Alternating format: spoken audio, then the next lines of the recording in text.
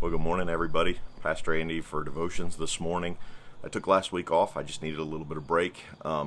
Takes a lot to do these, so I needed a little bit of time just to catch my own breath, and had a few other things I needed to do. So I appreciate you being understanding. And we're back hitting it hard this morning. It's very early. Sun's not up yet. It's about 6:30 this morning so far, and been up for a long time reading and studying and praying.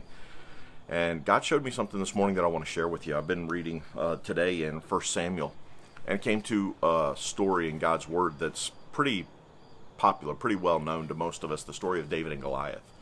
And I want to look at it from a little bit of a different angle this morning. We know David was brought in because King Saul had an evil spirit, and so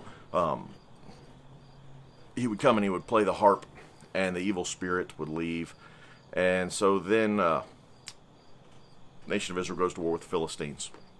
The army's out encamped. David comes to see his brothers and to take them some stuff, and David comes out and hears this Philistine warrior Goliath making fun of God and the people of God. And David stands up and says, "Who is this guy? He shouldn't be doing this." Yada yada yada. I mean, just really kind of lays it out for the people. And he said, "For who is this uncircumcised Philistine?" This is 1 Samuel 17, verse 26. "For who is this uncircumcised Philistine that he should defy the armies of the Lord?" Who's this guy who's not a believer? Who is this guy who's outside of our family, who's making fun of this, who's really attacking us? And here's the thing that jumped out at me today that really, I've read this story a million times. I've taught this story a million times. And here's something that jumped out at me. We have an outside enemy, and David hears it. And David says, no, this is wrong. Who is he to come after God's people? Who is he to attack God's chosen people? Who is he to come out here and defy God?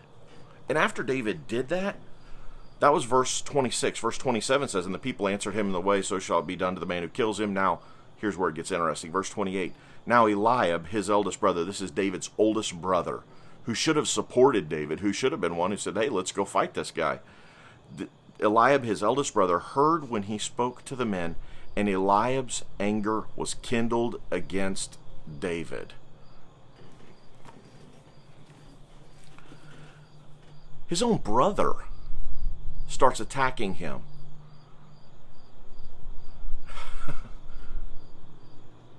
The greatest threat we have to the church today is not political pressure to close churches because there's vaccines and COVID and all of that.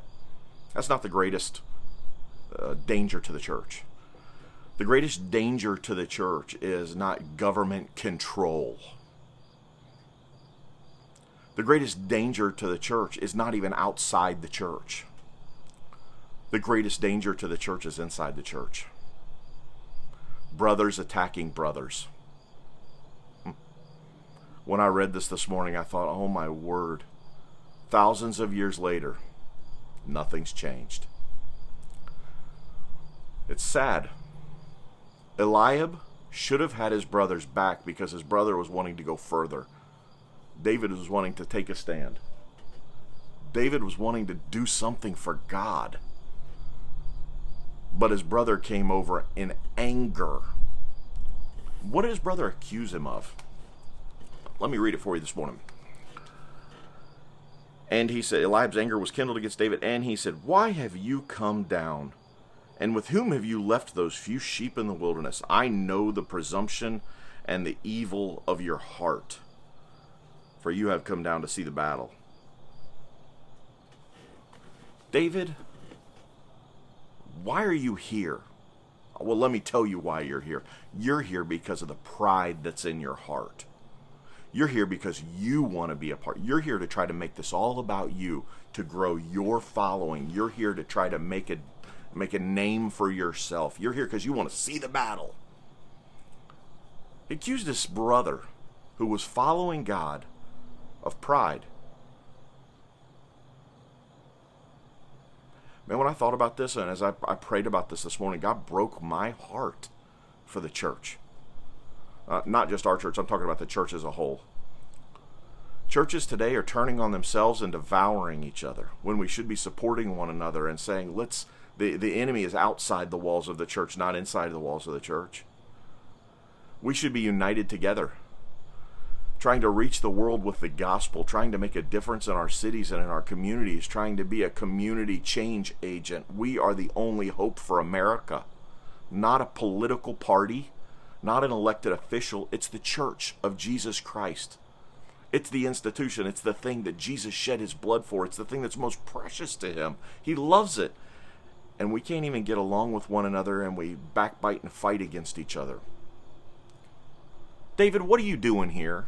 What do you think you're trying to do? Man, you just think you're a holier than thou. You just think that you're the everything. You just think that this is all about you, and you're trying to grow your own little following.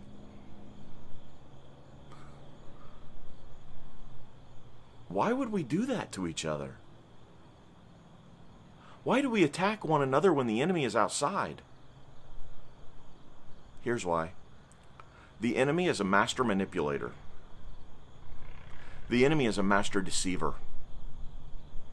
And if he can get us to fight each other, we will not be fighting him. And when we give in to that, we are doing nothing but following after his will instead of God's will. What happened next? His brother attacks him. The one who should have had his back, his own brother, accuses him of pride. Verse 29 says, "And David said, 'What have I done now? Was it not but a word?' And he turned away from him toward another, and he spoke in the same way. And the people answered him again as before. And when the words that David spoke were heard, they repeated them before Saul. And he sent for him. And David said to Saul, 'Let no man's heart fail because of him. Your servant will go and fight this Philistine.'"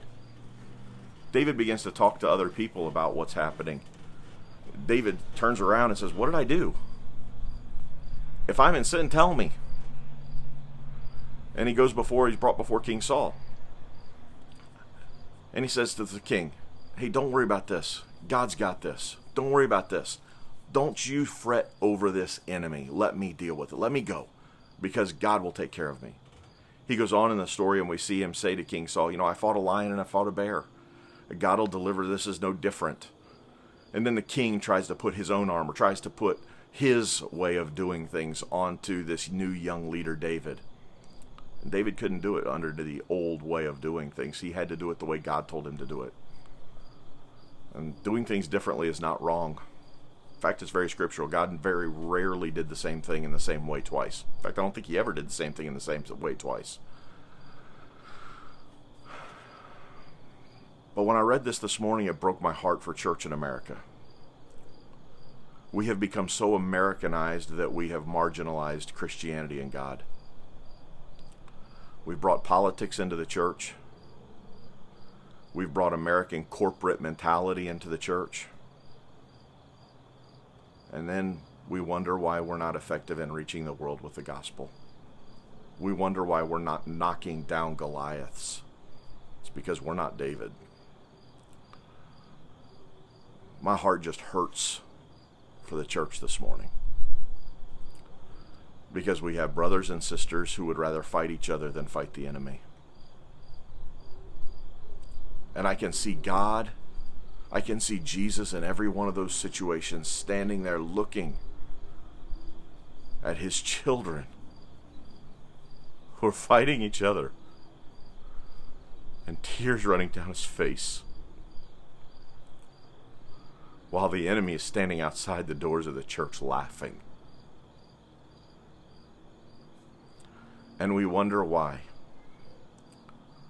We wonder why our world is headed in the way that it is. The hope for America is not in the White House. It's not in the State House. It's not in any elected official. It's in the church.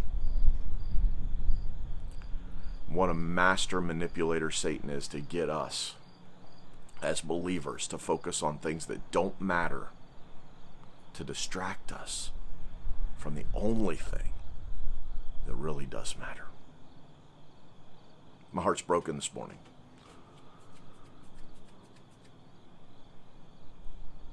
I'm just going to pray for the church.